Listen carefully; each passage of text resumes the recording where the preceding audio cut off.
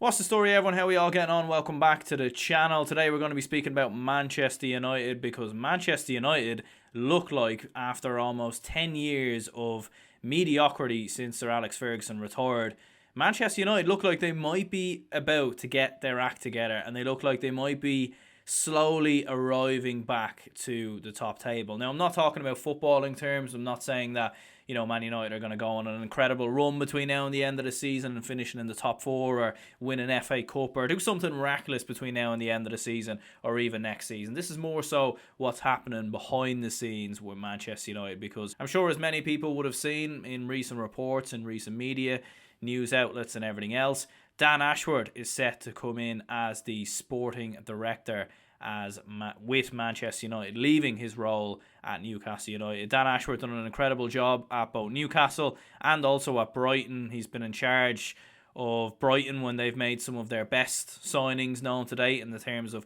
Moses Caicedo, Kaoru Matoma, Alexis McAllister. All those signings were made when he was the sporting director. Now, was he the sole man down to them signings? Sometimes that can be hard to know, because a lot of the time a manager can have an influence. A lot of the time there can be people in the background working. But for certain, the role of a sporting director, more often than not, is to bring bodies into a club. And that essentially is what Dan Ashworth done when he was there at Brighton. And when you look at Manchester United, when you look at how they're moving behind the scenes, Sir Jim Ratcliffe is coming in, obviously as part of Ineos, and of course Omar Barada obviously coming in now as the CEO as well.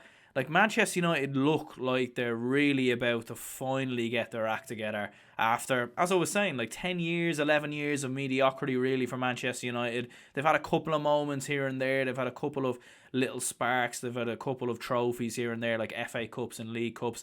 But really, when you look at the major honours or the major trophies, they finished twice, or they finished second on two occasions in that 10-11 year spell.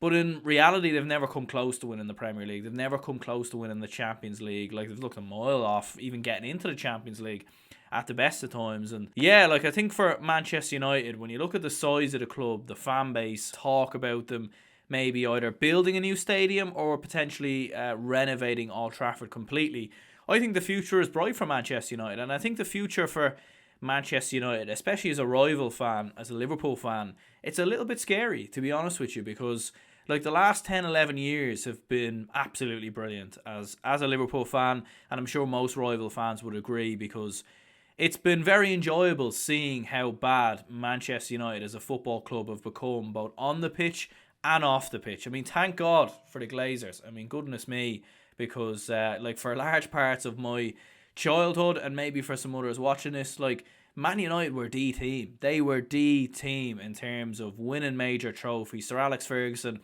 was the greatest manager, in my opinion, of all time, and still is. Although Pep Guardiola may be catching up ever so slightly, but in my opinion, considering the longevity of what he done at Manchester United, the Premier League trophies, the Champions Leagues, like, he's done absolutely everything that there is to do. And Manchester United were the pinnacle. They were the benchmark. And when he retired, you could have anticipated there would be a fall off because of how good of a manager he was.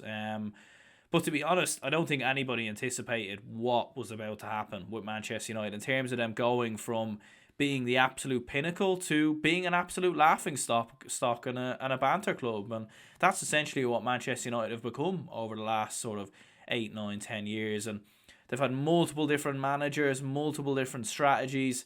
They've changed things behind the scenes on a couple of occasions, not in terms of ownership, but in terms of CEOs, managers, playing staff. Obviously, players have come in and out as well.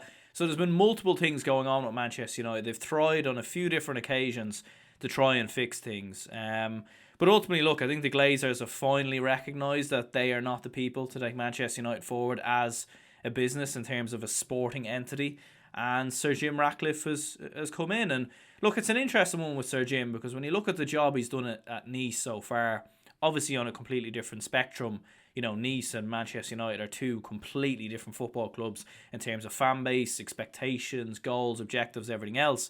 Nice have had an alright season so far this year. There have been murmurings, like some Nice fans weren't entirely happy with him to begin with. So it is going to be interesting, but I think the way Sir Jim is talking in terms of the stadium, in terms of getting the right people in behind the scenes, I think that's very important for Manchester United, getting the structures right, because if we look at any successful football club right now in football, the clubs that have been successful more often than not are the teams who've had the right structures behind the scenes. Liverpool, who were very successful, obviously winning a Champions League in 2019 and obviously a league title in 2020. Like, that spearheaded when Liverpool were absolutely perfect on the field, but also very perfect off the field in terms of transfers, sporting directors, in terms of getting bodies in. Manchester City have been absolutely elite at that over the last 10, 12 years, albeit they might have, 115 charges and everything else. But we won't discuss that today. You look at Brighton and how well they've been set up sort of behind the scenes and everything else. So, like, in order to be successful, I think in today's era of modern day football, you need things to be right behind the scenes, because there's too many examples of big footballing institutions who have maybe been arrogant, rested on their laurels, and not had the right structures behind the scenes, and it's come back to haunt them. Look at Barcelona in Spain. Arsenal fell off for a good while. Chelsea right now are falling off. Liverpool, to be fair, had went 30 years without winning a Premier League title, and for large parts of those 30 years, you could arguably say we're far worse than Manchester United ever were in the last 10, 11 years.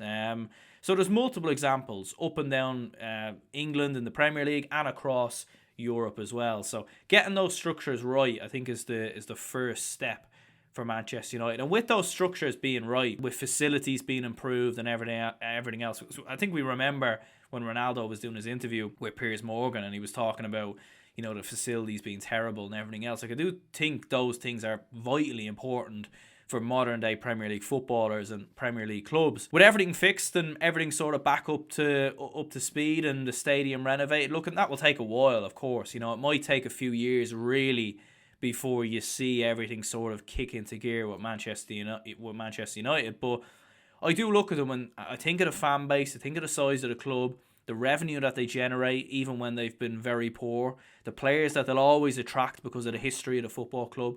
I think Manchester United will be back. There's absolutely no shadow of a doubt in my mind, and it pains me to say it, but I think they will be back up there. They will be competing for league titles. They will be competing for Champions Leagues once again, because of the size of the club, but also because of Sir Jim Ratcliffe's early intentions. Now, as we very well know, like, just because a new owner comes in and shows a lot of interest, things can go wrong very quickly, in the sense that Sir Jim maybe could start investing in the wrong areas. Like, we've seen Todd Bowley come in at Chelsea, for example, and throw absolutely everything at player transfers, and he's got it completely wrong. So I think Sir Jim will need to be logical. He will need to be clever. I think they can't go too over the top with this, but they are investing in the right areas. A sporting director, a CEO, obviously the stadium as well, facilities. I think that should be the starting base for Manchester United. And look, I think with all them things in place, results will improve. They will, I'm sure there will be a rebuild of players, possibly even a new manager to come in over the next few years. I think there will be a lot of changes in regards to that. But I think when you look at the sheer size of Manchester United and you look at what Sir Jim's intentions have been so far, I think the future is very bright for Man United. I can't lie. And like, as I was saying before, like, does this mean that Manchester United are going to go on an incredible run this season or next season?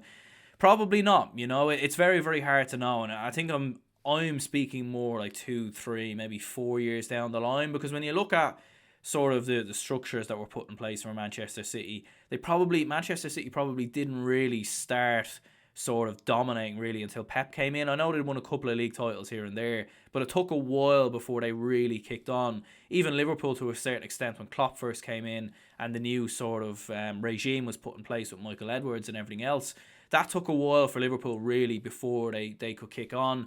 You're seeing the problems with Chelsea right now. Arsenal, to be fair, under Arteta and the new regime there, took a while before it got going. So it won't be instant for Manchester United, and there will have to be a certain element of patience.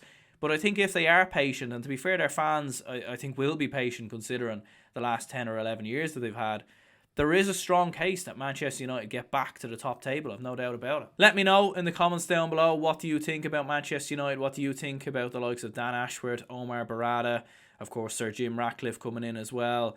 Could that be what Manchester United needs in terms of getting back to the top table in the Premier League, but potentially even the Champions League as well. Because for me, I've always looked at it as a Liverpool fan, like Manchester United are too big of a club to just keep failing.